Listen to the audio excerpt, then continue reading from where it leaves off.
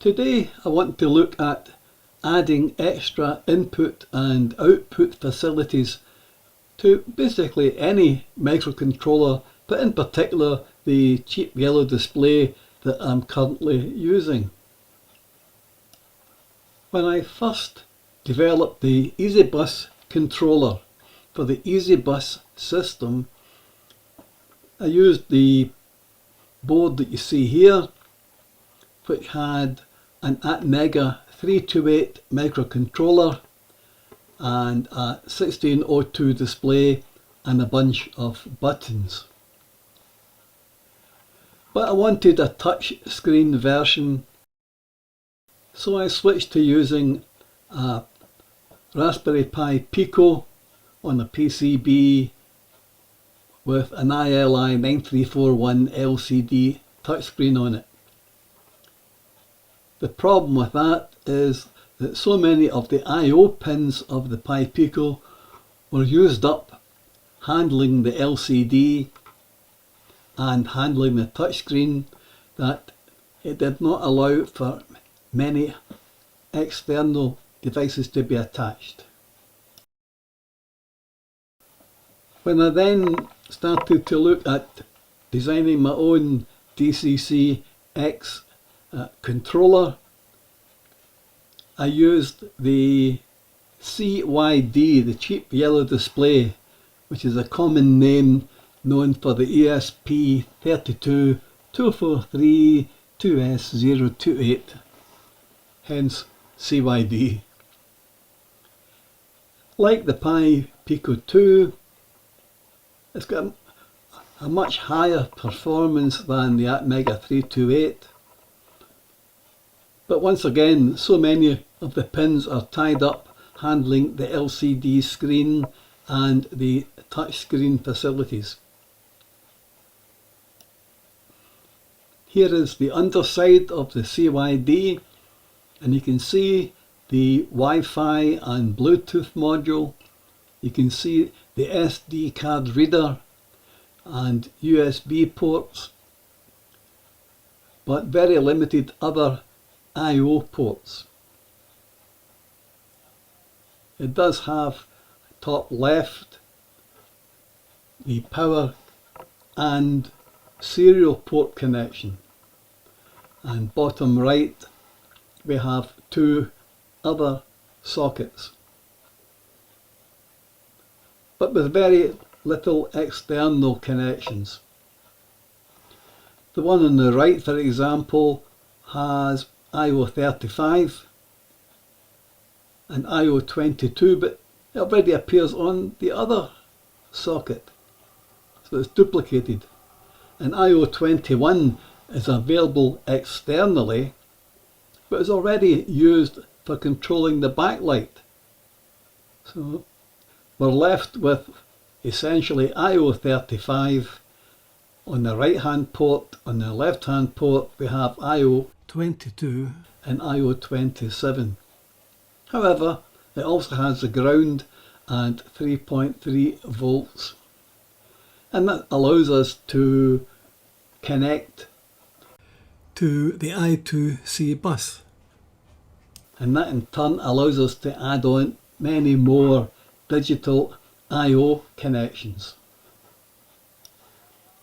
We can take the I2C connections from the CYD and connect it to what are known as port expanders.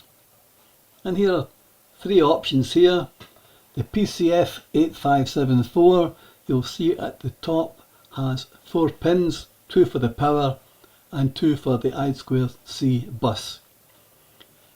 And the yellow pins you see there are 8 I/O pins. The PCA9685 on the right also has an I2C input, but it's designed mainly for controlling servers. What we want to look at today is the MCP23017 with I2C input and 16 external connections for input and output. So let's look at some of the key features of the MCP23017. As I said, it's a 16-bit I/O expander, but it's digital only. You can't connect any analog sensors or potentiometers or whatever. It's purely digital in or digital out from these pins. It's available in various outlines, surface mount, etc. The one we're looking at here is the 28-pin dip. Being I2C, it's bidirectional, so the chip can receive and send. Because it can be used as inputs or outputs, it allows programmable pull-ups. So in software you can decide that a particular pin is not only an input but has a pull-up. Very usefully, its voltage range is from 1.8 volts to 5.5 volts. In other words, it can be used with technology that runs at 3.3 and at 5 volts. It's equally useful for both. It's got current limitations.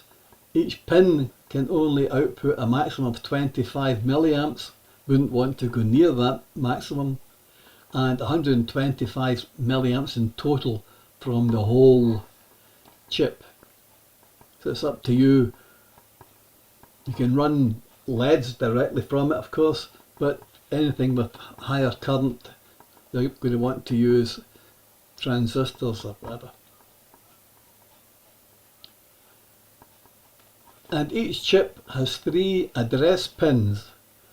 That allows you to set 8 different addresses and use 8 different MCP chips on the same I2C bus. And if you connect all 8, each one having 16 I/O, the system can handily cover 128 I/O pins. And here is the pin layout for the chip. Bottom left we have the incoming I2C bus, and bottom right the pins that allow us to set the address of that particular chip. Above the I2C you'll see the connections for the power, the VCC and ground.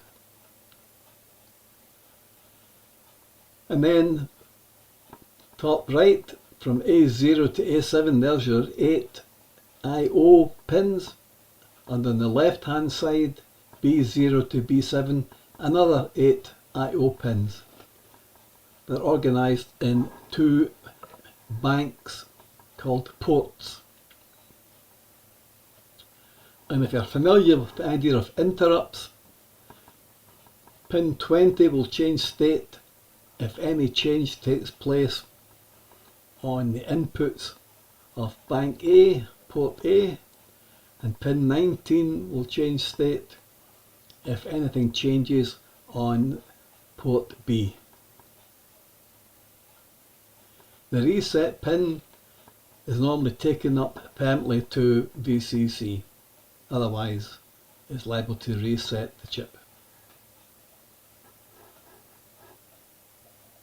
Internally it looks like this.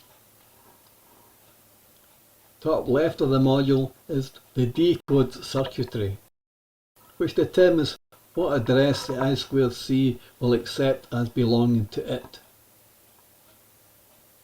And that's passed to the control circuitry, which then decides whether to make pins inputs or outputs, or to change the state of a particular pin or read the state of a particular pin.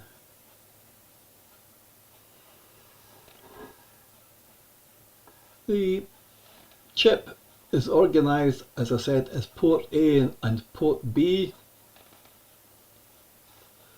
Please note, however, that in port A, 7 of the pins show it as being configurable as inputs and outputs, but one of them, A7, is output only. Similarly, port B, 7 of them can be configured as inputs or outputs, whereas B7 is output only. And that's a relatively recent change. If you look at an older specification for the chip, you'll see it tells you that all 8 of the ports can be configured as inputs and outputs. But if you then look at a more modern spec for the same chip, you'll see that pin 7 on both ports are output only. In other words, Microchip, who make the MCP23017, changed its abilities but kept the exact same product code.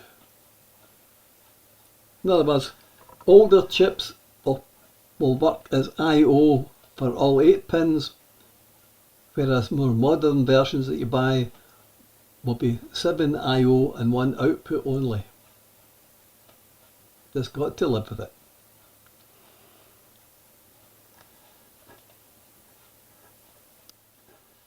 Let's look now at the software required to handle the MCP23017. I've used the 4-pin cable that comes with the CYD. The red and black are taking 3.3 volts down to that piece of VeraBoard, and the yellow and blue wires are taking the I2C down. I've got 2 push buttons and I've got 2 LEDs.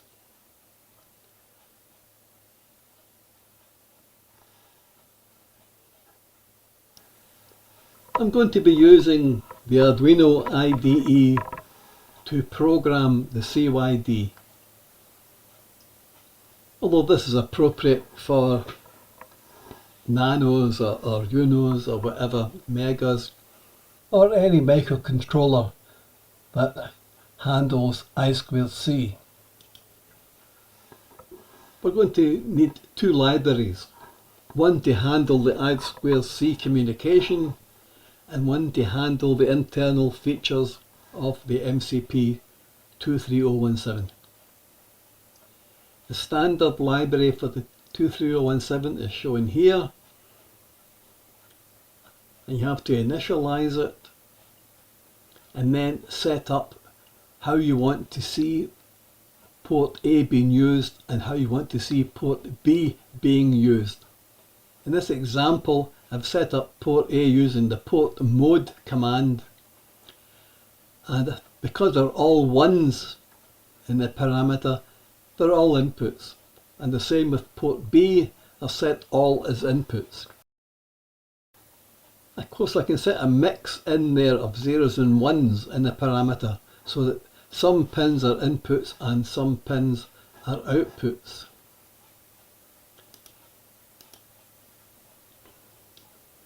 It uses the read port command with a parameter either of A or B to read the values from either port.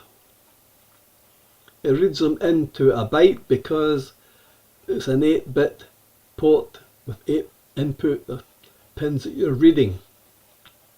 And once you have read them into the byte, you can use the bit read command to access any individual bit within that byte to see whether its status is 0 or 1s.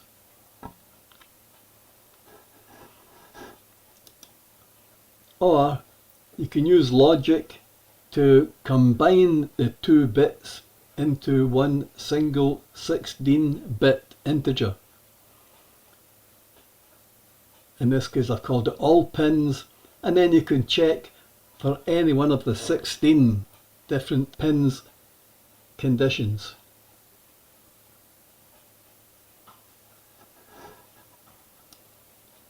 If you don't need that level of complexity, Adafruit comes to your rescue.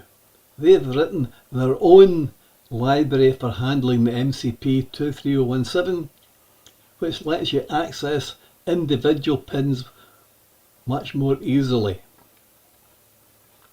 Let's have a look.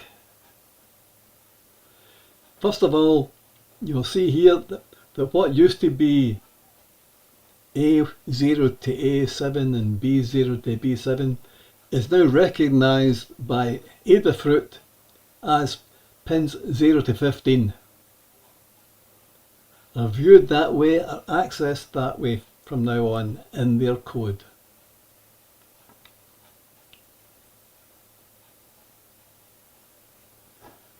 So returning to our example Vero board, we have the chip on it, we have two push buttons and two LEDs, and we want the left hand button when it's pressed to bring on the left hand LED, and the right hand button when pressed bringing on the right hand LED. What's involved in it as code? Well, the setup code first of all would be this. You have to include the wire library to allow you to communicate on the bus, and you have to have the Adafruit library to handle individual pins within that MCP23017. And then we set up an instance of it called MCP.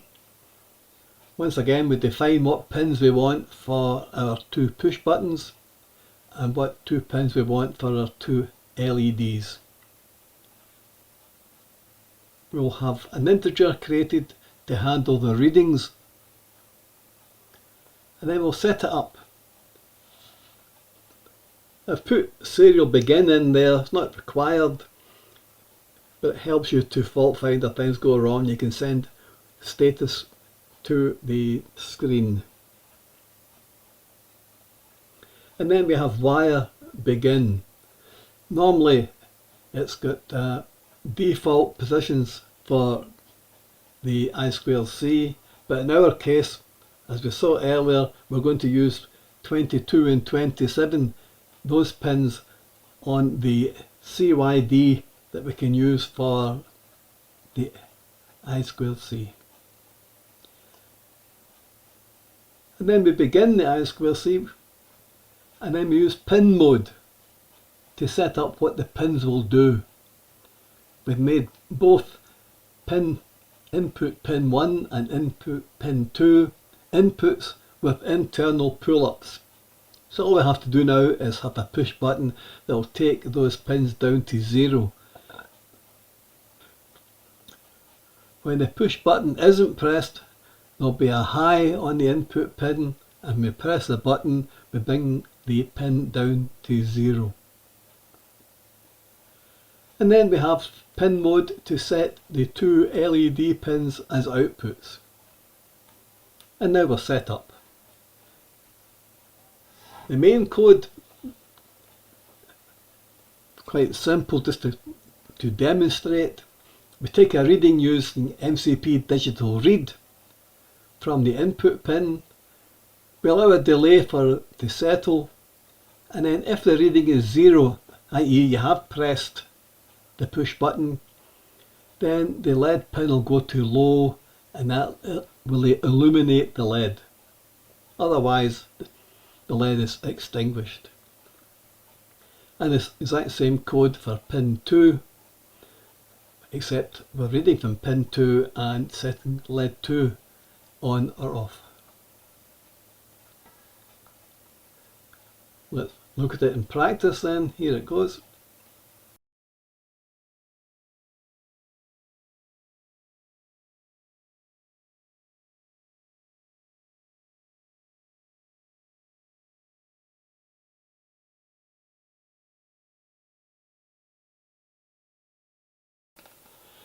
If you need to add more than 16 I/O, not a problem. We just use additional MCP23017 chips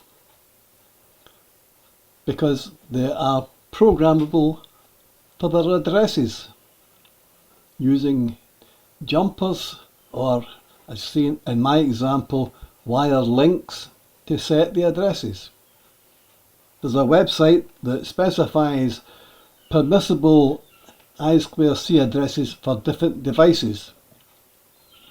And you'll see here that from 20 to 27 is allocated to the MCP23017 plus some other devices. Nothing before 20, nothing after 27. Which means we can add as many as 8 different devices onto the same I2C bus. And since each one can handle 16 I/O, we've got 8 times 16. The default is 20 in hex, 32 in decimal, but as this table shows, taking the address pins either up to VCC or down to ground, you can set different addresses between 20 and 27. The table shows 3.3 volts because I'm looking at the ESP32.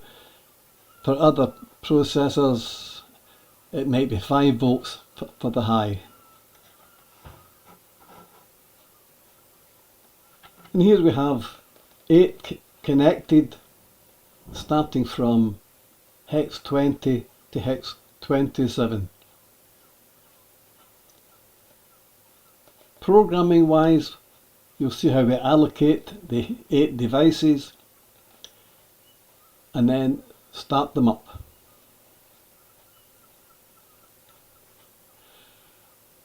If that's still not enough, then we can look at multiplexing the MCP23017s to get even more I/O. But that's for another time.